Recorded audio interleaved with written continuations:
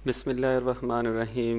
Viewers, क्या हाल है आपका? ठीक ठाक है। मैं हूं आपका host Mohammad Hafeez. Last lecture में मैंने आपको टेबल्स का स्ट्रक्चर बनाना सिखाया था और मैंने कुछ एट्रीब्यूट्स के बारे में भी बताया था और सेल स्पेसिंग और सेल पैडिंग का बताया था। आज मैं मज़ीद आपको आगे इसके कुछ मज़ीद एट्रीब्यूट्स के हवाले से बताऊंगा, जिसमें जो स्पेशली टेबल्स के जिसमें कॉलम स्पैन और रो स्पैन, ये दो एट्रीब्यूट्स का यूज़ जो है, इस्तेमाल जो है वो कैसे करेंगे, ये आप ज़रा गौर देखिएगा। हम कोडिंग की तरफ आते हैं। अभी आपके सामने मैंने एक टेबल बनाया हुआ है। उस टेबल के एट्रीब्यूट्स मैंने एक बॉर्डर उसका 1 पिक्सल दिया है और लाइन सेंटर किया है, क्योंकि ये जो आपकी ब्राउज़र की विंडो होगी उसमें वो सेंटर में आएगा। और दूसरा हाइट और वेट जो है मैंने 50% रखी है। ये बेसिकली परसेंटेज में रखी है। मसलन इसका मतलब ये है कि ये स्क्रीन आपकी जो ब्राउज़र विंडो है उसका जो ओवरऑल 100% अगर आप विड्थ और 100% आप हाइट और विड्थ देंगे तो ये पूरी स्क्रीन पे टेबल आएगा। अभी ये तकरीबन स्क्रीन का 50% जो सेक्शन होता है उस पर आपको नज़र आएगा। इसमें मैंने क्या किया है, एक पहली रो होगी और उसमें सेल कंटेंट्स के टेबल डाटा, फिर दूसरी और तीसरी, 3 रोज़ यूज़ की हैं। आप जिसको अगर आप देखें गौर से, टेबल पहली रो होगी और उसमें मैंने 5 कॉलम यूज़ किए हैं, ठीक है।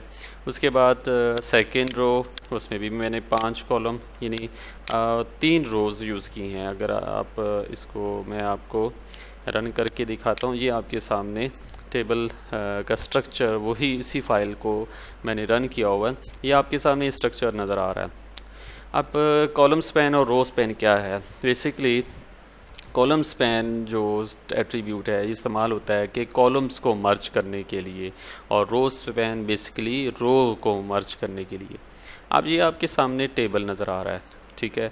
अब मैं चाहता हूँ कि ये ऊपर जो टॉप रो है इसमें देखें आपके सामने 5 कॉलम नज़र आ रहे हैं और यानी 3 रोज़ हैं और 5 कॉलम हैं। मैं चाहता हूँ कि ये पूरी की पूरी जो रो है ये पूरी मर्ज हो जाए, ठीक है, यानी एक सेल में कन्वर्ट हो जाए।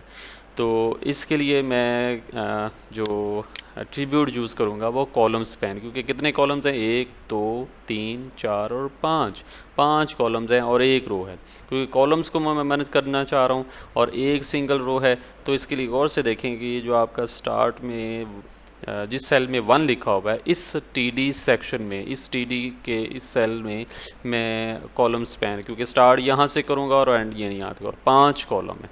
तो बेसिकली अगर आप इसकी कोडिंग को तरफ आते हैं तो देखें, ये जो पहली रो है और उसका पहला सेल, यहाँ मैं कॉलम स्पैन यूज़ कर रहा हूँ, इज़ इक्वल टू 5, ठीक है।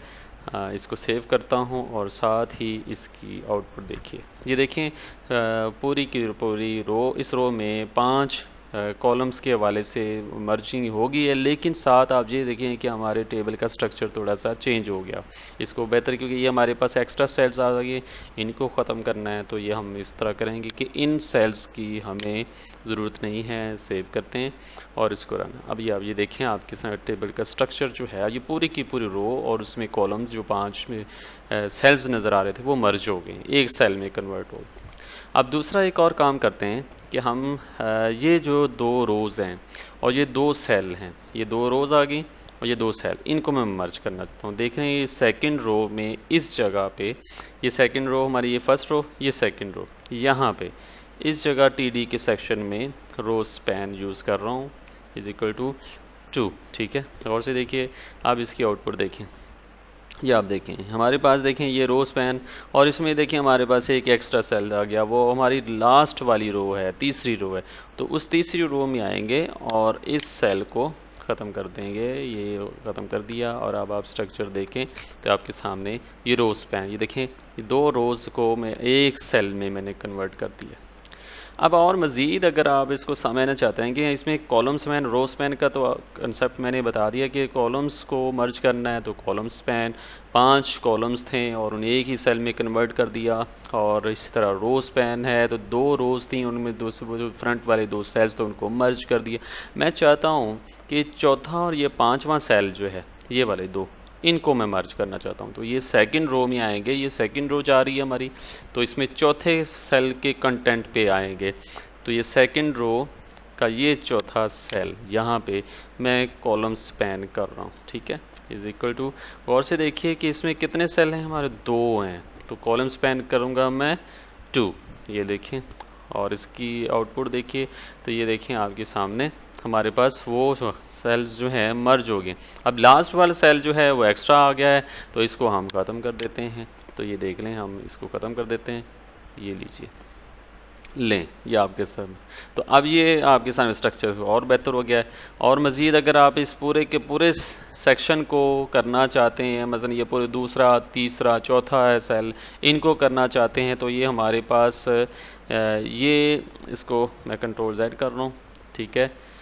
ये देखें कंट्रोल S, ये देखें वही वाला सेल आ गया। मैं चाहता हूँ दूसरा, तीसरा, चौथा, 5वां इनको मर्ज कर, तो ये आप रो में यहाँ पे आ जाएं कॉलम स्पैन, ठीक है। और ये मज़ीद मैं आपको बस समझाने के लिए, आपके कॉन्सेप्ट क्लियर करने के बता रहा हूँ।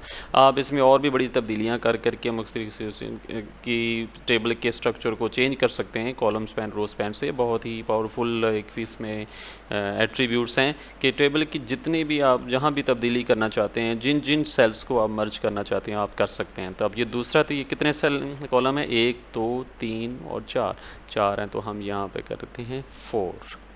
और से देखिएगा, अब तवज्जो करें, ये हमारे पास अब जो ये आपका आउटपुट नज़र आ रही है। अब इसमें ये देखें 3 4 5 सेल एक्स्ट्रा आ गए हैं, तो इनको हम मैं ख़त्म कर देता हूँ।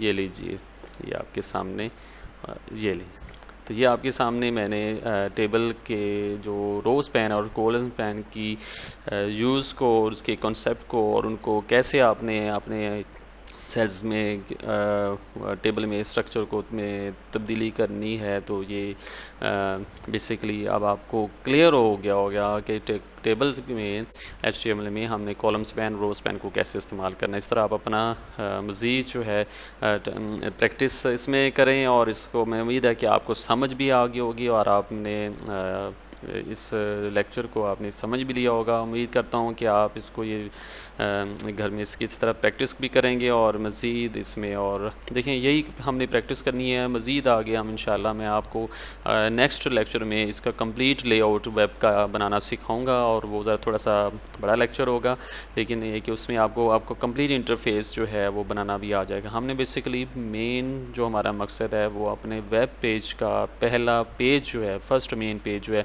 उसके लेआउट को डिज़ाइन करना है। इसके लिए मुख्तलिफ टेक्निक्स हैं। अभी हमने टेबल वाली टेक्निक यूज़ की है, नेक्स्ट मैंने और भी टेक्निक्स कराऊंगा। तो आप इस लेक्चर को, टेबल के लेक्चर को आप उम्मीद है कि आपको समझ आएगी हो।